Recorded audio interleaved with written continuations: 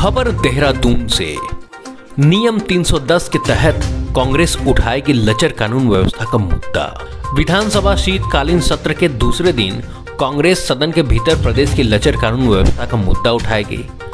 दरअसल बीते दिन बाजपुर में पूर्व कैबिनेट मंत्री यशपाल आर्य और उनके बेटे संजीव आर्य पर हुए हमले के बाद से ही विपक्षी दल कांग्रेस कानून व्यवस्था पर सवाल खड़े कर रही है।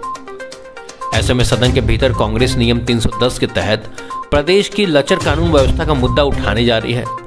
कांग्रेस विधायक काजी निजामुद्दीन ने बताया कि पूर्व कैबिनेट मंत्री यशपाल आर्य और उनके बेटे संजीव आर्य पर हुए हमले के बावजूद इन्हीं लोगों पर मुकदमा दर्ज कर दिया गया है। लिहाजा सदन के भीतर कांग्रेस इस मुद्दे को नियम 310 के तहत प्रमुखता से उठाने की मांग करेगी। मंत्री भी थे सरकार में और विधायक थे, उनके बेटे संजीव आर्य जी जो वो भी विधायक थे, उन पर एक जानलेवा हमला हुआ और उन्हीं पर मुकदमे कर दिए गए। तो कानून व्यवस्था की स्थिति पर इस प्रदेश की हम लोग 310 में अपना विषय लेकर आएंगे।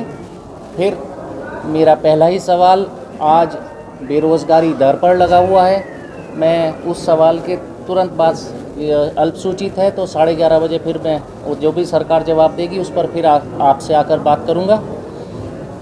राशन यूनिट कटे हुए हैं। राशन में खाद्य विभाग जो सफ़ेद राशन कार्ड और गुलाबी राशन कार्ड होते हैं उस पर यूनिट्स कटे हुए हैं। उस पर हम लोग उस विषय को लेकर सदन में आ रहे हैं। जो सरकारी कर्मचारियों की हड़तालें हैं, अलग अलग उनकी मांगे हैं, चाहे PWD के जेईज हों या कोई सचिवालय या अन्य वर्गों को, उनको लेकर हम सदन में आएंगे। और बहुत सारे विषय ऐसे हैं, आपदा को लेकर हम सदन में आएंगे।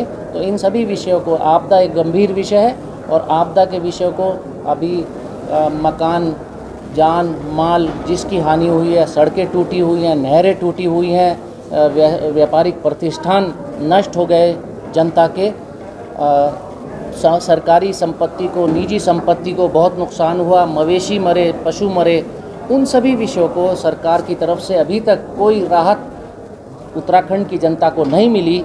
इन विषयों को लेकर आज हम सदन में आएंगे।